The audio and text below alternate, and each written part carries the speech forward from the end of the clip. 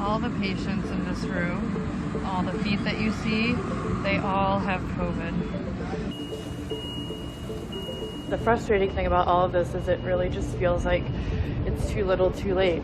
Like we knew it was coming.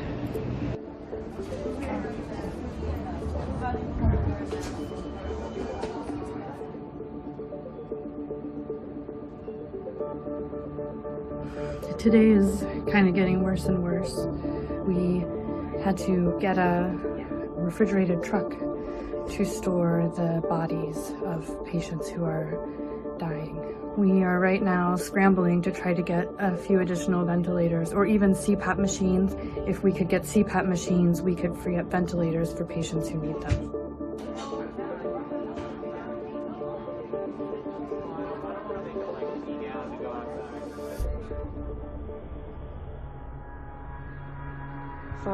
Five ventilators. Oh my God.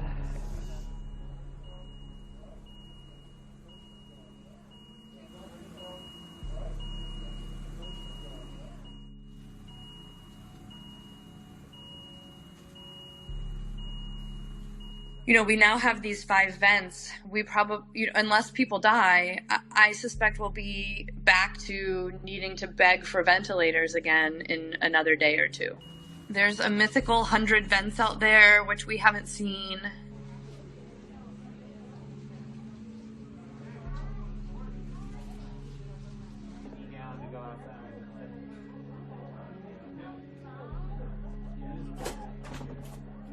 Leaders in various offices, from the president to the head of health and hospitals, saying things like, we're going to be fine, everything's fine. And from our perspective, everything is not fine. I don't have the support that I need and even just the materials that I need physically to take care of my patients. And it's America. And we're supposed to be a first world country. On a regular day, my emergency department's volume is pretty high. It's about 200 people a day. Now we're seeing 400 or more people a day.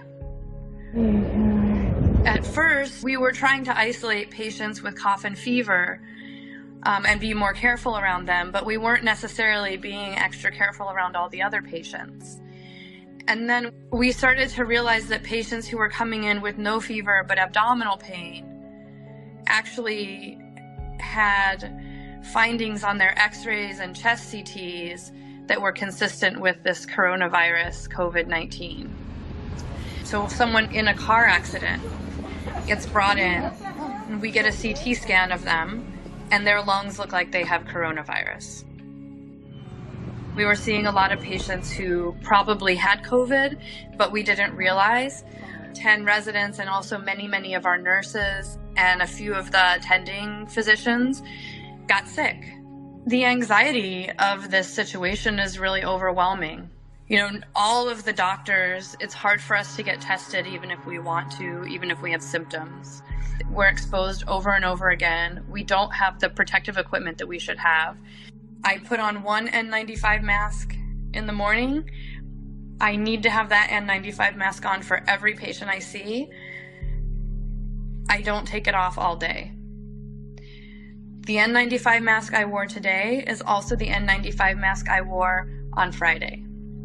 We're always worried that we'll be out of N95 masks.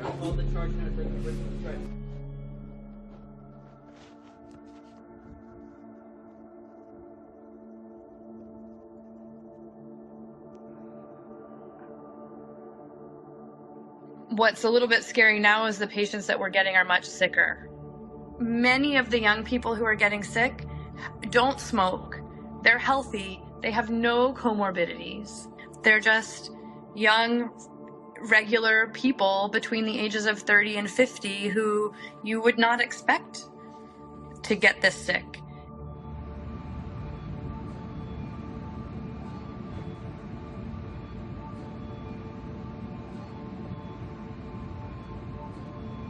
So many people are saying it's going to be okay, everything's fine, we have what we need.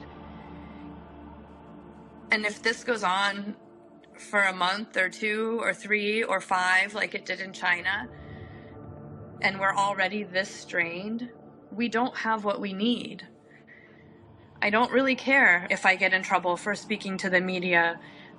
I want people to know that this is bad. People are dying. We don't have the tools that we need in the emergency department and in the hospital to take care of them. And it's really hard.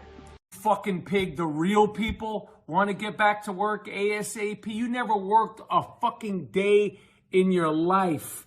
You're worried about the next 4 years. You need to be worried about the next 4 days, motherfucker. You need to be worried about the next 4 weeks, the next 4 months, you motherfucker. You are the worst possible motherfucker we could have in power making decisions right now. The real people want to get back to work. Why don't you send your fucking son, Dick Stain Donald Trump Jr., Big Tooth fucking Eric Trump, little fucking Barron, fucking Ivanka, Junkyard Jared. Let them go out there and test the fucking waters. Let them see if shit is sweet. Let them take the cars, the trains, the buses, the Amtraks. Let them play in the park and everything's good. If everything's good after 5 days of them playing out there in the streets, we'll all go back there. You want to make the American people guinea pigs so you could get reelected?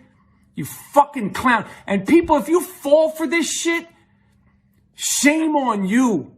If you still fall for this shit, shame on you. This guy doesn't give a fuck about anybody but himself. He's talking about the next 4 years. Motherfucker, we're trying to figure out what to do with the next 4 hours, you fucking pimp, you con man, you 2-bit good for nothing pimp.